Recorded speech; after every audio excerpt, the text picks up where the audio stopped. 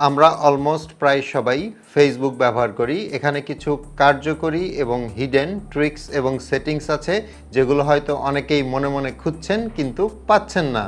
এখন আমি এরকম 5টা সেটিংস এবং ট্রিক্স যাই বলেন না কেন স্ক্রিনে দেখিয়ে দিচ্ছি, যেগুলো আপনাদের অনেক কাজে লাগবে। সো ভিডিওটা শেষ পর্যন্ত দেখতে থাকুন। আর আমি অনেক সেটিংস ভিডিওতেই বলেছি, যখন যেই অ্যাপের সেটিংস করবেন সেটা আপনার ফোনে আপ টু ডেট আছে কি না সেটা একটু দেখে নেবেন। সো সরাসরি আগে চলে যাবেন গুগল প্লে স্টোরে। প্লে স্টোরের ওপরে গিয়ে সার্চ করবেন ফেসবুক। আমার এখানে দেখতে পাচ্ছেন শুধু 2টা অপশন আছে, আনইনস্টল এবং ওপেন। আপনার এখানে যদি আপডেট আসে তাহলে অবশ্যই আগে ফেসবুকটা আপডেট করে নেবেন। ওকে, প্রথমেই ফেসবুকের যে অসাধারণ একটা ফিচার আছে সেটা দেখাবো। তার জন্য আপনি চলে যাবেন আপনার ফেসবুকে। আমি আমার ফেসবুকে চলে যাচ্ছি। ফেসবুকের ওপরে ডান পাশে যেখানে প্রোফাইল পিকটা থাকে ওখানে ট্যাপ করবেন। এখান থেকে সেটিংসে চলে যাবেন। সেটিংস থেকে নিচের দিকে আসবেন এবং এখানে একটা অপশন পাবেন অ্যাক্টিভিটি লগ, এটার ওপর ট্যাপ করবেন। এখন এখানে ওপরের দিকে একটা অপশন দেখতে পাচ্ছেন আর্কাইভ, এটার ওপর ট্যাপ করবেন এবং এখানে স্টোরি আর্কাইভ যে অপশনটা আছে এটার ওপর ট্যাপ করবেন। এখানে দেখতে পাচ্ছেন আমি এতদিন ধরে আমার ফেসবুকে যত স্টোরি আপলোড করেছি সবই কিন্তু এখানে আছে। এখানে ওপরে ডান পাশে সেটিংসের মতো একটা আইকন দেখতে পাচ্ছেন, এখানে ট্যাপ করবেন। সেভ টু আর্কাইভ, এটা আমার ফোনে অন করা আছে। আপনার ফোনে যদি অফ করা থাকে তাহলে এটা অন করে দিবেন। আমরা প্রায় তো আমাদের ফেসবুক স্টোরিতে ছবি কিংবা ভিডিও দিয়ে থাকি এবং তারপর দেখা যায় ফোন থেকে হয়তো সেটা ডিলিট করে দিয়েছি এবং পরে যখন ওগুলো আমরা খুঁজতে যাই আর পাই না। আপনি কিন্তু খুব সহজেই এভাবে এখান থেকে আপনার সেই হারিয়ে যাওয়া ফটোস কিংবা ভিডিওস খুঁজে নিতে পারেন। এরপর চলে যাচ্ছি 2 নম্বরে যে অপশন সেটিংস বা ট্রিক্সটা আছে সেটার ব্যাপারে। সরাসরি চলে যাবেন আপনার ফেসবুকে। আবারও ফেসবুকের ওপরে ডান পাশে যেখানে প্রোফাইল পিকটা থাকে ওখানে ট্যাপ করবেন। এখান থেকে সেটিংসের ওপর ট্যাপ করবেন এবং এখানে একটা অপশন খুঁজে বের করবেন how people can find and contact you, এটার ওপর ট্যাপ করবেন।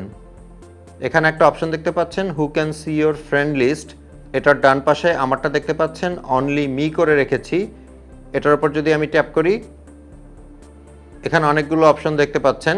নর্মালি এটা পাবলিক কিংবা ফ্রেন্ডস এই দুটোর একটাতে সিলেক্ট করা থাকে।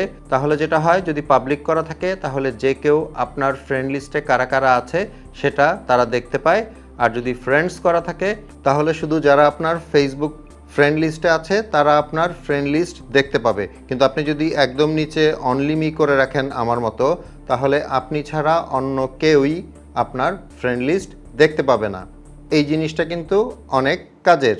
এরপর 3 নম্বরে যেটা আছে সেটা হয়তো অনেকেই অনেক দিন ধরে মনে মনে খুঁজছিলেন কিন্তু অপশনটা খুঁজে পাচ্ছেন না। আগে দেখিয়ে দিচ্ছি। সরাসরি চলে যাবেন আপনার ফেসবুকে। মনে করেন আপনি একটা পোস্ট দিতে চাচ্ছেন কিন্তু চাচ্ছেন না সবাই সেই পোস্টটা দেখুক। ফর এক্সাম্পল, আমি যদি হোয়াটস অন ইয়োর মাইন্ড এখানে ট্যাপ করি এবং একটা ছবি যদি আমি পোস্ট দিতে চাই, সো নর্মালি যেভাবে আমরা ফটো পোস্ট করি এই ফটোর উপর ট্যাপ করব এবং আমাদের গ্যালারি থেকে যে কোনো একটা ফটো চুজ করে নিব। এখন একটু ভালো করে খেয়াল করেন, ওপরে একটা অপশন আছে ফ্রেন্ডস।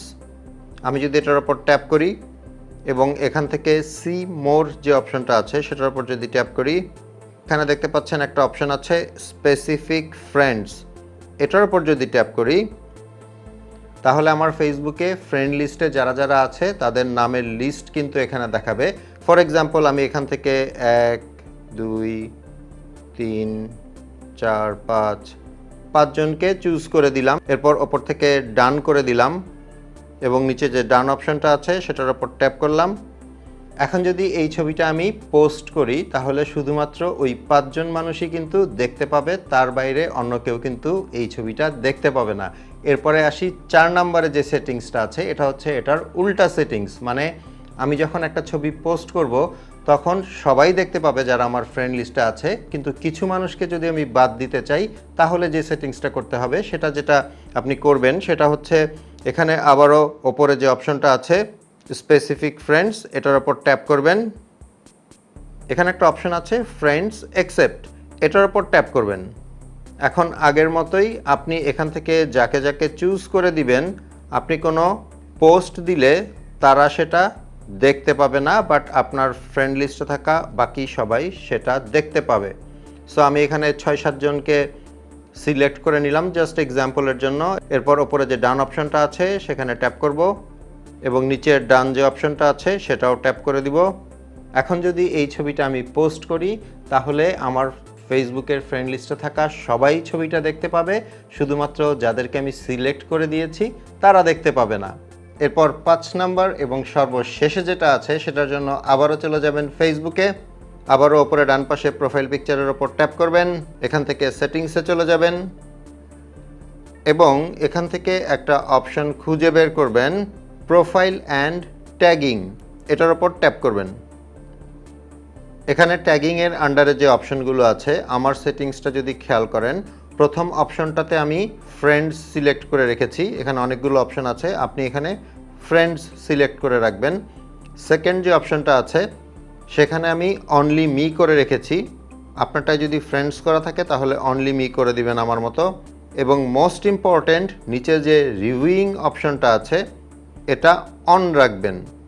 এই সেটিংসটা এভাবে করা থাকলে যেটা হবে, কেউ যখন আপনাকে ট্যাগ করবে কোনো ফটোস কিংবা ভিডিও কিংবা কোনো পোস্টে, সেটা প্রথমে আপনি দেখতে পাবেন, আপনি যদি রিভিউ করে অ্যাপ্রুভ করেন তখন সেটা আপনার টাইমলাইনে যাবে এবং অন্যরাও দেখতে পাবে। এই জিনিসটা কিন্তু অনেক কার্যকরী, কারণ অনেকেই আছেন এই ট্যাগিংয়ের জন্য অনেক বিরক্ত হন। সো এই ছিল আজকের ভিডিওটা ভালো লেগে থাকলে একটা লাইক করে দিবেন। আপনাদের সাথে আমার দেখা হবে পরের ভিডিওতে ইনশাল্লাহ। সে পর্যন্ত সবাই ভালো থাকবেন। আসসালামু আলাইকুম।